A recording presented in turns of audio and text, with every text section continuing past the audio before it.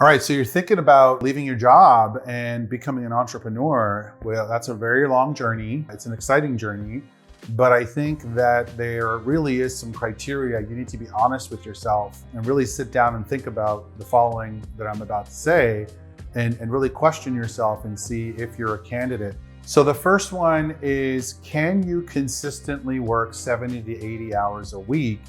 And I'm not talking about 1 week, a month, half a year. I'm talking about 12 to 18 months. Sounds like a long time, maybe yes, maybe no. But if you can't demonstrate a consistent ability to work 70 to 80 hours a week, that's probably a showstopper right there to becoming a very successful entrepreneur, because it will demand a lot from you. So if you're at a job right now where you're already working 70 to 80 hours a week, you're already on the path of one of the criteria to becoming an entrepreneur. The rest you can learn, but that's a very big thing. You know, if you're clocking in at 9 o'clock and leaving at 5 o'clock and that's it, that's all you're doing, then what I'm about to tell you is get a side job and prove to yourself that you can actually work that many hours and not quit halfway through. And if you can do that, then that's probably the biggest criteria to look for in yourself is, you know, am I capable of being an entrepreneur and ultimately a remote entrepreneur? The next thing that's a really big criteria is, can you save money? If you are living paycheck to paycheck and just cannot afford your lifestyle, there are things that are in those finances that I can guarantee you can cut out, or you dug a hole for yourself and it's forcing you now to work paycheck to paycheck. And that's a big problem, because as an entrepreneur, if you don't have the ability to resist spending money, which I'll give you a specific example. If you're cooking for yourself because you don't want to pay $60, $70, $80 for a DoorDash, that's a good thing. If you're ordering DoorDash because you're too tired, or you're ordering Uber Eats and you don't want to cook, that's a bad sign, because guess what? If you're living paycheck to paycheck, you shouldn't be doing those kinds of things. So, and look, I'm not the holy grail here. I'm just trying to tell you the playbook I've learned is one of the disciplines is you got to be able to start saving money. And whether it's $100 a month or $1,000 a month, the amount doesn't matter. It's whatever you bring in. The 10% saving rule is, if you can't save 10% a month, you got to change your lifestyle. Most people run into a lot of problems because they go rent a place or buy a place that they can't afford because they got a promotion at work. They think they can afford it because it covers all the expenses, but then life starts happening. The promotion doesn't come quick enough. The path to the next, pay grade isn't there. Your mortgage payments or rent payments are coming out of your bank account like clockwork. You got phone bills, you got all this other stuff going on with automobiles. What does that do? That drains all of your resources. But really what's happening to you guys is you're psychologically getting programmed that this is just the way it is, and I just have to tread water.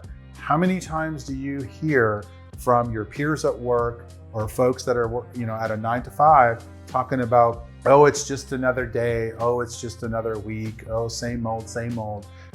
Those to me, those are very, very detrimental comments, because you're basically accepting your fate and you're telling yourself that, hey, this is just the way it is.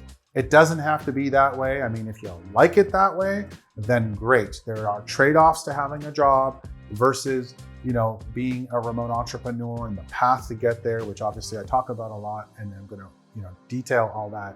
But the mindset and the mind shift is really important. If you don't have that mindset, that's going to kind of hold you back. And the criteria that I'm mentioning here is very key. Spending a lot of time on the criteria, because it's not just a check on the box. It's not an Instagram reel that you see or a TikTok where you're like, yep, nope, I can't do this, I can't do that. You really got to sit down and think, and are you ready to kind of do that? The third criteria that I think you need to acquire or have is researching and learning new skills. Test yourself, pick a topic that you're maybe interested in and try to become an expert. You won't believe this, but when I started doing these videos, and obviously I didn't have a production team and all the stuff that goes with that, I went and learned it all from YouTube, how to edit videos, how to do this. And sometimes I was like, what the hell am I doing? Is this really what I want to be doing? The answer was no, but I didn't want to spend or have the resources to go and just start, spending a bunch of money to do all that. So what I did is I said, look, let me acquire this skill. And I did it to prove to myself that I can acquire and learn and execute on a new skill.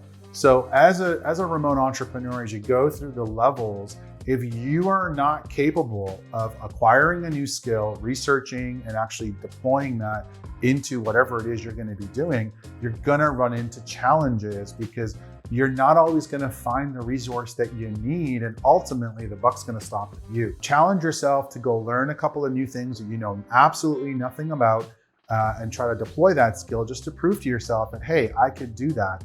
And then how quickly can you do it? It took me, probably 1 week of binge learning, Adobe Premiere Pro.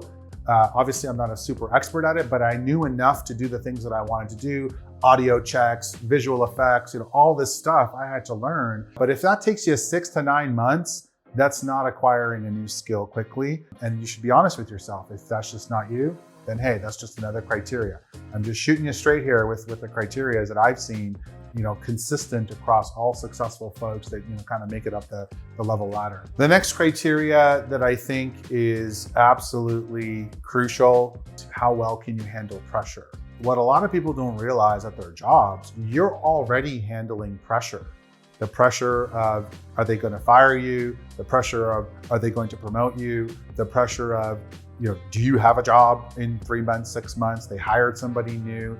The pressure of the interpolitics within a company. Someone likes you, doesn't like you. You're actually dealing with pressure on some level. What I'm talking about though is when the pressure then gets pointed at you, are you able to solve a problem? Are you able to come up with a solution? Maybe it's not the right solution, but it's the best solution for kind of what the circumstances are. That's going to be a repeatable process that's going to happen through time and time again as you're kind of going up to becoming a remote entrepreneur, is handling pressure. If you're just taking the stress of your work, it's like I see this all the time. People will go out 5 o'clock happy hour Fridays. Oh, it's been that kind of week, so I'm going to have a drink. That's great. It's amazing to unwind. Everyone does it. I do it. But you're teaching yourself that you had a hard week at work, so you're going to have a drink to relax, to basically recalibrate for the next week, just to do the same thing over and over again. Like, that doesn't make any sense to me. As a remote entrepreneur, you can have a drink on a Tuesday, on a Wednesday, on a Friday, on a Saturday, kind of whenever you want, because you're not in that kind of routine structure. Because again, I feel like that's getting programmed into your brain that Fridays become happy hour or the weekends become my whatever. Why can't Monday, Tuesday be weekends? Why can't Wednesday, Thursday be weekends, right? You don't have those options because the job that you're at is teaching you to think a certain way, and they're holding you to that by paying you just enough so that you're surviving. My thing about, jobs, and you kind of hear me saying this, is, a job to me is just over broke, right?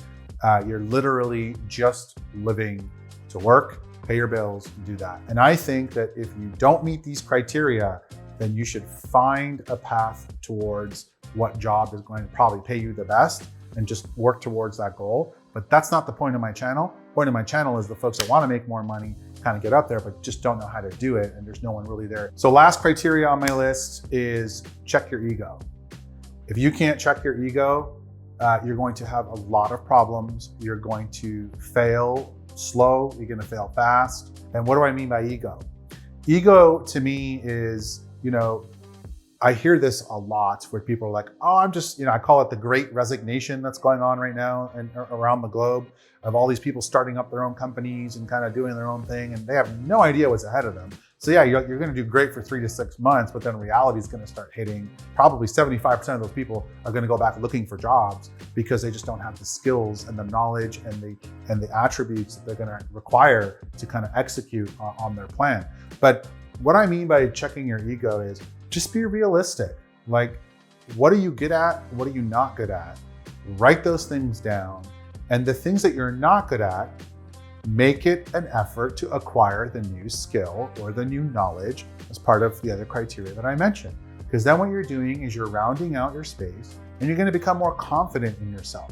You don't have confidence, you're not going to have anything. And part of being an entrepreneur is a lot of confidence and risk-taking and all the stuff that I talked about. So managing your ego is with yourself. A lot of people, there's passive aggressive, they're not passive aggressive, and the way they talk and the way they behave, a lot of it's ego driven. It's like, well, I'm better than that. I'm better than this. Why? Why are you better than the other 7 billion people that live on this planet? You really got to check your ego. And if you don't do that, what you're going to end up doing is setting up yourself with a false sense of expectations and goals in your head that you may not, share with your friends and family. And then disappointment after disappointment after disappointment. Ultimately, you're going to get to a point where you're going to say, this isn't for me and I shouldn't be doing this. And, I'll let the other people do it.